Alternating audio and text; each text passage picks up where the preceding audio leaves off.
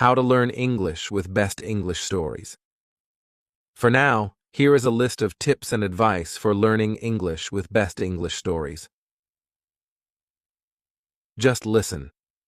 First of all, you don't really have to do much more than just listen to the episodes. I realized some time ago that a lot of the students of English that I met at school in London did not listen to enough authentic English. They were willing to spend money and travel across the world in order to improve their English. And yet most of them, for some reason, were not prepared to take a bit of time every day to listen to something in English. Why? I think partly this is because they didn't know what to listen to. A lot of people watch TV and movies in English. Fine. But honestly, that might not be the best way to improve your English. Film is very visual. A lot of what you understand from a movie is the visual storytelling. It's important to just focus on the audio, on the language. So, a lot of students didn't know what to listen to. They thought that they didn't have much choice. Actually, there's plenty of choice out there. The BBC has plenty of podcasts. There are loads of podcasts on different topics on iTunes, but they're all made for native speakers. They're too difficult to listen to, and ultimately, that's not motivating. There are some podcasts out there which are made for learners of English, but a lot of them are just focused on language learning, at the expense of entertainment. They're useful, but they're a bit dull. This is less the case now because 5 years after starting this podcast, there are more interesting things out there for learners of English, including my podcast. So I decided that I'd try and create something for learners of English to listen to that they would actually want to listen to, beyond just learning English. Ultimately, I think to listen to English for extended periods of time, you have to have an interest in what is being talked about, or you have to find it entertaining. Otherwise, it's hard to really sustain your concentration, and it becomes like a chore. There is real value in listening to English for extended periods of time, but it's difficult to achieve because you get put off by not understanding things, or because the recording is a bit patronizing and dull. I don't want to blow my own trumpet here too much, because I'm sure that my podcast is not always as entertaining or as engaging as it could be, but I think the only way to get people to keep listening is to try and make it entertaining as well as informative about English. So, I record this podcast with you in mind, but I try to keep it as authentic as possible. I try to avoid being simplistic. I try not to grade my English too much. I know it might be challenging for you sometimes, but I attempt to hold your attention by talking in an enthusiastic way about subjects which I personally find interesting. Hopefully, the result is that you keep listening and that you feel personally involved in it somehow. Then, by exposing yourself to lots of English in this way, you are able to acquire the language, to pick it up, in a variety of ways. Stephen Krashen and Language Acquisition Theory. Let me now refer to the language acquisition theory of Stephen Krashen. This theory is very well known among language learning theorists, and it underpins a lot of what we know about learning and teaching English. Krashen believed that there are two ways to develop our language learning skills. One is through language acquisition, and the other is through language learning. Language acquisition means that it is possible for adults and children to learn language in a subconscious way, meaning in a kind of passive way, by simply engaging with the language. The important thing is that you focus on the message in a bit of language. So, when listening to Best English Stories podcast, this means focusing exactly on what I really mean, rather than just on the specific items of language I'm using. The primary focus is to just understand what I mean, hopefully at a fairly deep level, in order to laugh at something I've said or feel moved by it, and then you kind of pick up the language as a result of that. You might not be immediately aware that you've learned some new language in this way. In fact, this kind of acquisition probably informs your passive knowledge of the language. According to Krashen, another type of language development is language learning. This is when you focus on learning specific forms, like studying grammar rules, for example. It involves having some instruction by a teacher, perhaps in the form of error correction, or from a grammar book which explains the rules of English. The downside of this kind of learning is that it is rather dogmatic, can be boring, complex, and abstract. It doesn't necessarily replicate the organic way in which we pick up language as children, and doesn't quite allow the subconscious acquisition of language that occurs from just engaging with the language in order to understand a message being communicated. All right. So how does this apply to the way you can learn English? Well, I think it's pretty important to get both aspects of language learning into your life. This is what I call having a balanced diet. You shouldn't just study the grammar rules in a dogmatic way, although that is undeniably important. You should also attempt to just engage with the language as it is used in natural, authentic, and meaningful situations. How can you do that? Ideally, this would mean going out into the world and doing things in English. In fact, this might be the best way to improve your English. If you get a job that requires you to use English all day, you will improve quickly. It'll be really hard, but you'd be forced to improve. That's like a boot camp for language acquisition, because you're not really studying the language, you're just attempting to survive in it. You're really focusing on the communicative acts you are trying to achieve. You're really focusing on meaningful messages, and you naturally learn the most direct and effective way to understand and communicate meaningful messages. You might not be able to do that in your life. You might not have access to native speakers in that way. So, my podcast can be a substitute. It's not really the same as attempting to work in an English-speaking environment, but the key point is that you can replicate aspects of that experience by just attempting to follow or keep up with what I'm saying, and do that regularly over long periods of time, and you'll pick up massive amounts of English. So, just listen. Try to follow everything I'm saying. Try to enjoy it and engage with it. Listen regularly. Listen for extended periods. This will all contribute to your acquisition of English, as described by Stephen Krashen. That's language acquisition, but you can also do more traditional language learning alongside Best English Stories podcast. First of all, outside of listening to the episodes, you can do your formalized language studying from a book or in class, and use LEP as a companion to that. Study the language, and then try to notice aspects of the language that you've studied in episodes of the podcast. For example, if you've studied verb tenses, you can listen to a story I've told on the podcast and try to notice those verb tenses, how I'm using them, how I'm pronouncing them, and so on. It can back up, confirm, or clarify the language study you've been doing. You should always refer to authentic language usage as a way of checking language that you've studied. Also, you can study the things I say in the podcast more directly. The podcast can be a study tool. Here are some ways you can do some active language study with the podcast. Use transcripts. You could read a transcript and check new words in a dictionary as you find them. Pay attention to the way I use the words, including the grammatical context, collocations between words, and pronunciation. Any new words or structures you find, make a note of them, and practice using them yourself. You could attempt to write your own transcripts. This reveals a great deal about the gap between the English you know and the English that I use in the podcast. Try transcribing a section of one episode. You could do an episode that has already been transcribed. Listen carefully to it, and try to write down every single word. There may be certain utterances that you just can't identify. Mark them with question marks. Listen again and again.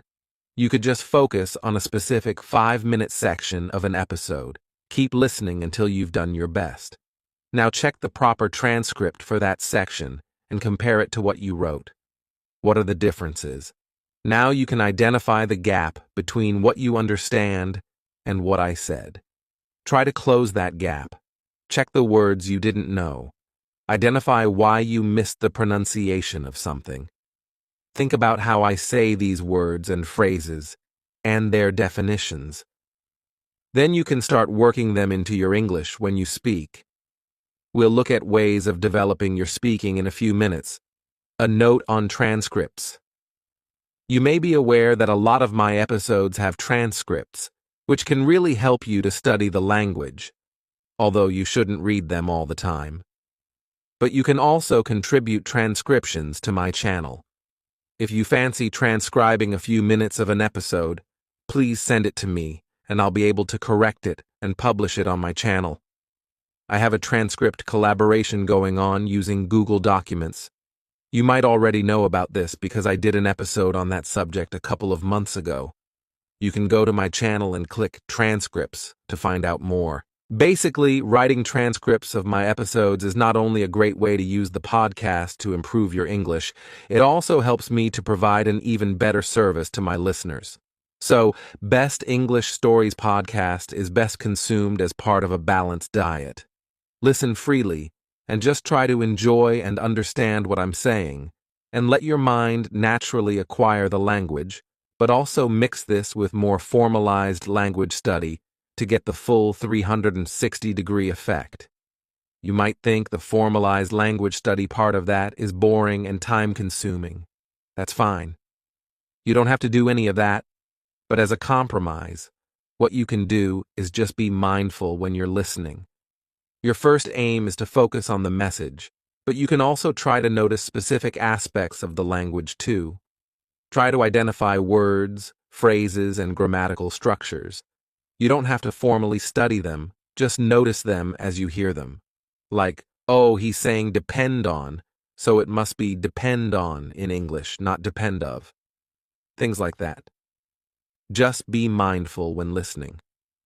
I record different types of episode here. My main aim is to engage you and keep you interested, while presenting English to you in an authentic way. In some episodes, I try to draw your attention to the language more specifically. For example, I teach, explain, demonstrate vocabulary items referring to a topic, or bring your attention to an aspect of pronunciation. In those episodes, you can just chill out and follow what I'm saying, but you can be more active and make notes of the vocabulary. Try to remember phrases.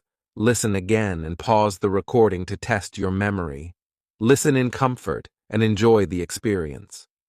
Krashen also writes about the effective filter hypothesis. This relates to the conditions in which learning takes place and how these can have a big effect on the successful acquisition of language. Basically, good conditions for learning are motivation. The listener really wants to hear what's being said and is keen to learn the language. High self-esteem and relaxation. These things allow the flow of acquisition to move freely without being blocked. Mental blocks occur when the learner is stressed, anxious, or feeling bad about themselves. This creates a mental block to the acquisition of language. I guess this relates to one of those situations in which you're in an unhappy language class. You feel stressed because of pressure from the teacher or from the judgment of your classmates. You feel low self-confidence because you don't get any positive reinforcement from taking part in a communicative exchange, and you're just not enjoying the experience of being there in the classroom.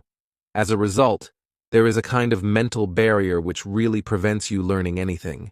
In fact, it might even make it worse because you associate learning English with painful or boring classroom situations. The advantage of Best English Stories as English podcast is that the emphasis is on fun, a lot of the time. You have nothing to fear or worry about when you listen to this. In fact, it can be an extremely pleasurable experience. I'm not just bigging myself up here.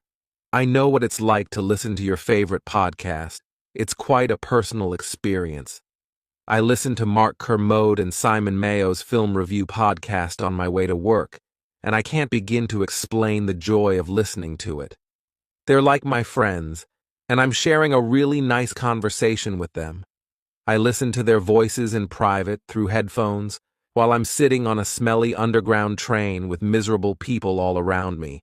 But I'm in my comfort zone. In fact, sometimes I'm disappointed when I reach my metro station because I just want to keep listening to the podcast.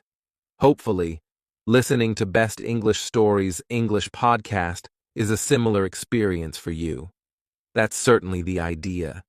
This should be a personal and enjoyable experience for you, and I invite you to just enjoy being part of the podcast community. And remember that all around the world, there are other people like you, listening to me ramble on about stuff. There's no chance of the effective filter giving you a mental block in this situation because you should be in your comfort zone. That's the advantage of podcasting. You really can listen to this whenever and wherever you want, and you are free to get as comfortable as you please. As I've said before, feel free to listen to this in the bath, on the loo, or as you softly and slowly drift off to sleep at night. Of course, you can also listen at your desk, with a pen in your hand, or while typing, in order to make notes or write transcripts. You can also sit up and read transcripts. It's up to you. The main thing is to just enjoy yourself and let the English go into your head. Just imagine that my voice is bouncing around inside your mind, and lots of the words and sounds are sticking in there. You should certainly listen to episodes more than once. In fact, if you're interested in really learning English from this podcast, I think it's vital to listen several times. Once is not enough. In fact, you might only scratch the surface if you listen just once. Listening again and again will allow you to get really familiar with what's being said. You'll notice and remember things that you didn't catch the first time. Repetition is really important as a way of helping your brain notice patterns. After a couple of listens, you'll remember certain phrases, bits of intonation or responses, and they will be reinforced when you listen again. It might be asking too much of you, but you could even start to remember and repeat some of the things you've heard on Best English Stories' English podcast. I don't necessarily expect you to repeat everything I say, but perhaps you could memorize the lines of a comedy sketch that I present to you, and then repeat the lines to yourself or your friends, or just while you're listening again. I'm a bit of a geek, and I love Star Wars. When I was a kid, I used to watch Star Wars on heavy rotation. I'd watch it again and again. Now I can remember all the lines from the film. In fact, I don't just remember the lines, I remember the bits of music and sound effects too, as they occur in the film. It's the same with Monty Python films and sketches. I've watched them so many times that I can repeat a lot of the script from memory, and in fact some phrases from those movies have found their way into my vocabulary. You can do that too, by listening to episodes more than once, and listening to some comedy sketches which I present to you many times. Soon, I'll be doing an episode about Monty Python. For some reason, Monty Python sketches are very memorable. In fact, there are several generations of people in the UK and America who grew up watching Monty Python films, and who are able to recite whole sketches to each other. Again, you can do the same thing, realize that there are some terrifically funny things in English, and use that as a way to pick up language. There are a number of different areas to focus on with English. 4 skills: listening, reading, writing, speaking language systems, grammar, vocabulary, pronunciation, discourse. Listening. I've already talked a lot about the benefit of just listening for fun, or listening in a more active way. I did mention that it's good to be comfortable when listening. I should add, too, that I think it's important to try and listen to things that you don't completely understand. It's fine to listen to things that you don't understand completely, and the general opinion on this seems to be that you should push yourself when you listen, and don't get put off if there are things you don't understand. It's in that challenging experience that your brain is really piecing things together. For example, if you struggle to understand my conversation with Daniel Burt, that's fine. In fact, that struggle is good. Listen again and keep trying. Don't give up. Push through those moments when you don't understand. Keep going. Don't let confusion stop you. Also, try to identify subtle differences between accents. You may only notice little differences at first, but eventually you'll be more and more aware of the differences between accents. Eventually, you'll be able to say, this guy is from the north of England, this one's from Australia, or whatever. Reading transcripts on my channel. Outside of the podcast, read a variety of texts. Again, try to find things that you enjoy.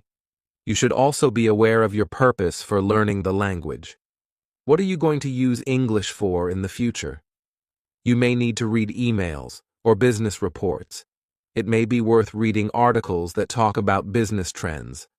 Otherwise, just reading any well-written text for enjoyment is a really good way to improve your literacy. I must add a lot of videos on my channel with recommendations for reading. There's loads of reading you can do, blogs, newspapers, but also books, which you can download free online. I haven't done it yet, but I'm planning to give you a list of some good things to read. Writing again, this is not one of the things that I focus on a lot on Best English Stories English podcast. The focus is mainly on spoken English. However, transcribing podcast episodes can be good for your writing. You could also write your own blog, which contains your opinions or your outlook on a topic. Feel free to write a response to episodes of my podcast in the comments section. You should aim to concisely express your opinion in a structured way, using the most appropriate words you can find, perhaps including some words you've picked up from that episode of the podcast. Think about the person reading the comment. Make it easy and enjoyable for them to read, and focus on stating very clearly and efficiently exactly what it is you want to say. Considering those ideas can help you to make your writing more effective. If, however, you need to practice writing for the IELTS test, you will need to do more specifically focused writing practice, probably using an IELTS preparation book or following an IELTS course of some kind. My podcast can help you with general skills, vocab, etc. But for specific kinds of writing work, you should do some specific writing practice. Practice, practice, practice. As I said before, to get the best out of Best English Stories' English podcast, use it as part of a balanced diet. Speaking. Perhaps the best way to improve your speaking is to actually practice it in real-life situations. The requirements of that situation will train you to say the right things at the right time with the right tone. You should certainly be aware of how intonation is important in affecting a message. These are things you can learn from trying to enter into meaningful acts of communication and learning from your mistakes.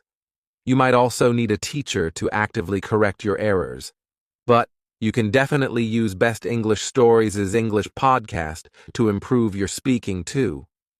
Let's look at some ways to do that. Just try to take some aspects of my speech and apply it to your speech. You could just add some words or phrases you've heard from me and use them yourself. Or you can pick up some speech patterns, pronunciation from me and add that to your speech too. If you like, you could use my speaking as a kind of model for your own speech. More specifically, you could copy and repeat some of my sentences. Listen to a line I say, and then repeat it and try to sound exactly like me. You could listen to phrasal verb episodes, and whenever I present an example sentence, pause the episode and repeat it after me. Keep doing that until you feel your version is pretty similar to mine. So, just listen and repeat until you've worked out how to make the same sounds as me. Think about vowel and consonant sounds, combinations of consonants, and how to make those sounds with your mouth. Think about connected speech, what happens when words are pronounced fluently together in a sentence. They might get pronounced differently. Certain sounds may be dropped when words are linked, and some sounds may be added when words are linked too. Pay attention to these aspects of pronunciation. I should do a whole episode on connected speech, and it's one I've had in the back of my mind for ages. Pick an extract from the podcast, with transcript, and record yourself saying it. Compare your version with my version. Then, work on the transcript. Underline the stressed words. Add lines to represent pauses for emphasis. Identify word links in pronunciation. Listen to me saying that extract again and check your sound scripted transcript. Now record yourself doing it again, this time adding the intonation, pausing, and sentence stress. Compare that to the original. This can help you develop awareness and control of speech patterns. Record yourself just talking in response to one of my podcast episodes. If I've talked about UFOs, for example, not yet, but I will, then you could record yourself talking about UFOs too. Try to include any words I've presented to you on that topic. If you like, you could leave an audio comment on my Audioboo page and let the world know how you feel about something. Or you could start doing your own podcast, like Zdenek from Zdenek's English podcast. He's not a native speaker, but following a suggestion in one of my episodes, he decided to do his own podcast. He now has followers and listeners, and he's really into it. Listening to his episodes, I get the sense that his confidence is developing and he's finding his own voice. It must be very good for his English, which, of course, is already excellent. You could do it too if you want. The main thing is practice. Use as many opportunities to practice as you can. Join clubs to meet English speakers. Use the internet.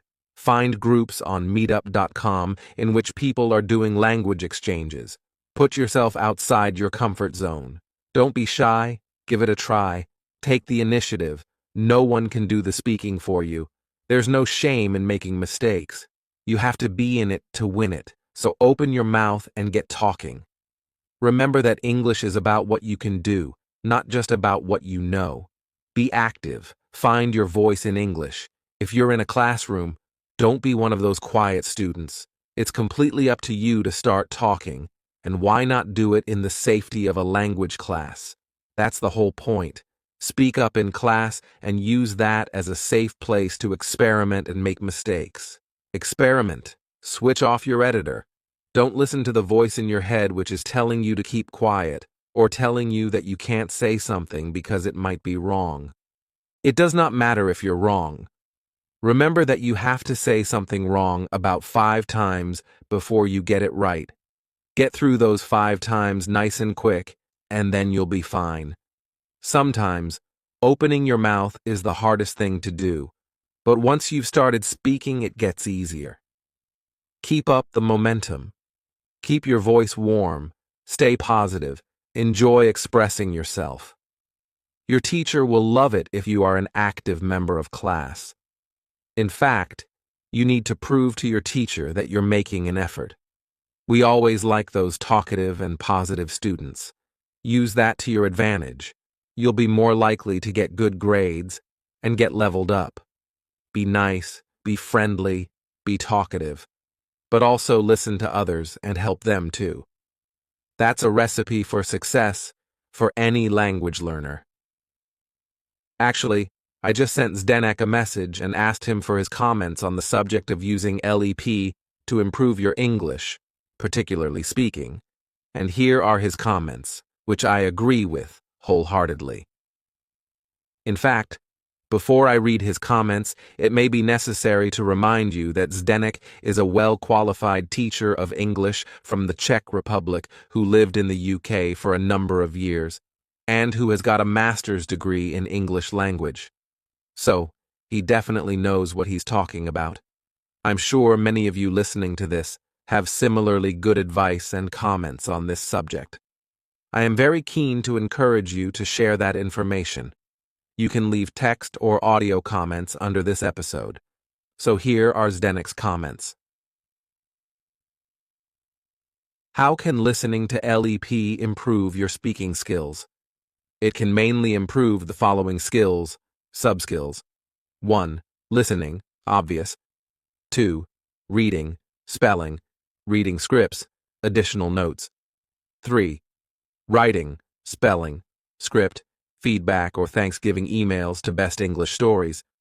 4. Grammar, listening to grammar patterns as part of exposure theory. 5. Vocabulary. Learning new vocab also guided by the exposure theory. 6. Pronunciation. Passive listening. As for the speaking, it is a different question. If you want to improve your speaking through LEP, you have to approach this actively. Not everyone is willing to do this. Some people tend to be shy, have approach anxiety, etc., and prefer listening to the podcast as passive recipients. That is fine. However, here are some suggestions on how you can actually improve even your speaking skills. 1. Contact someone via LEP community. There are a lot of interesting people eager to learn English from all around the world. Contact those who have a similar level as you. This way you can both benefit and learn from each other, and no one will get bored. Ideally, have an interest in common, sci-fi films, sport. You already have one important topic in common, LEP. Try to befriend these people, add them on Facebook, start Skype conversations with them or something. 2. Record yourself speaking about a topic. Ask yourself questions related to LEP. Answer these questions or just practice vocabulary. Best English Stories teaches you.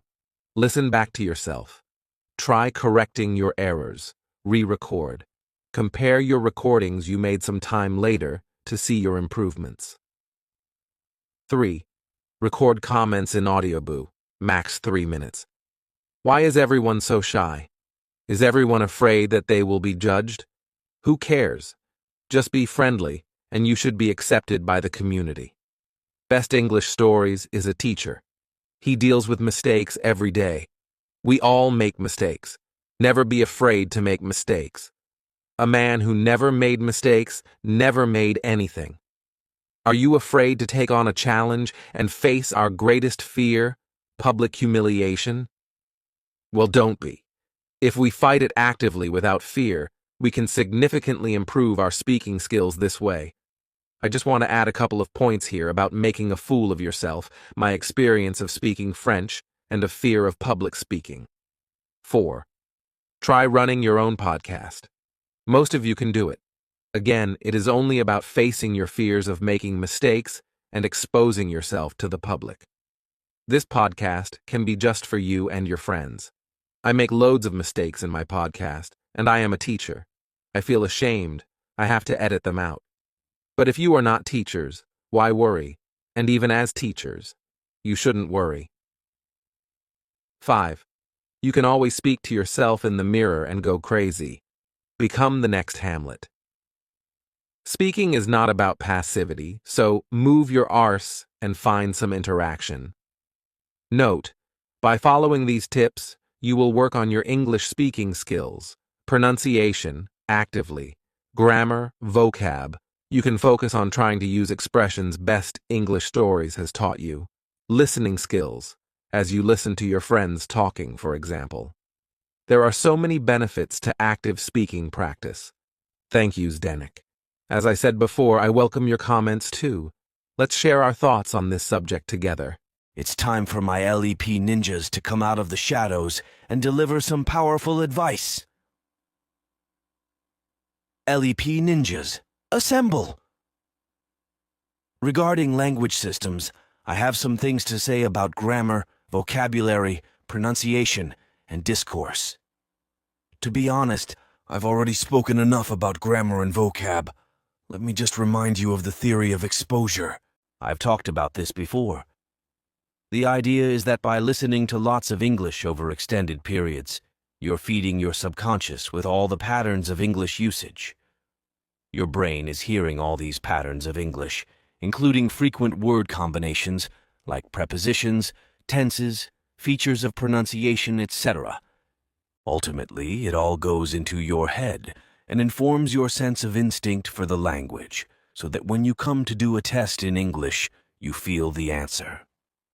You know that this particular preposition goes with this particular verb just because you've heard it a number of times before, and so it feels natural.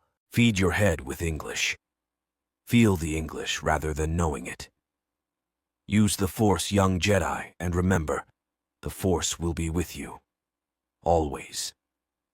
Oh, and don't forget, you're never too old for this. Language study is a great way to keep your mind fresh and supple. My grandfather is over 90 years old and he's still really sharp. Perhaps this is because he's still going to French and Spanish classes on a regular basis. Regarding pronunciation, a lot of the tips you've been given here will help with that. But I just want to add that improving your listening skills will naturally improve your pronunciation skills too. The two things go hand in hand. The more you're able to understand natural spoken English, the more you are able to decode the sounds used to make it. Understanding this natural sound code can allow you to start using it too. There is a direct connection between listening and pronunciation, but to fully reap the benefits, you need to actively practice pronunciation. The methods I've mentioned already in this episode, repeating, recording, re-recording, comparing, speaking in front of the mirror, etc. They're all good approaches to practicing and improving your pronunciation. Don't be shy, give it a try. You've got nothing to lose, just things to gain. Go for it. As for discourse, this is really about how you structure your speaking. How do you link your ideas up? When you listen, try to notice any specific phrases I use to link my ideas together, move from one topic to another, deal with moments when I don't know what I'm saying, and so on.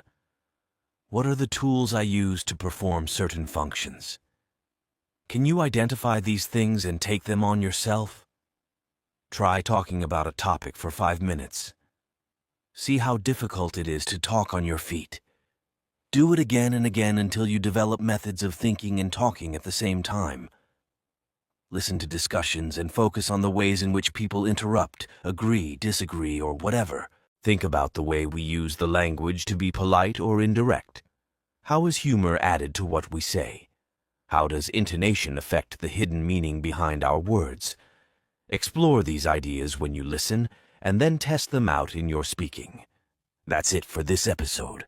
I hope you have found it motivating and inspiring.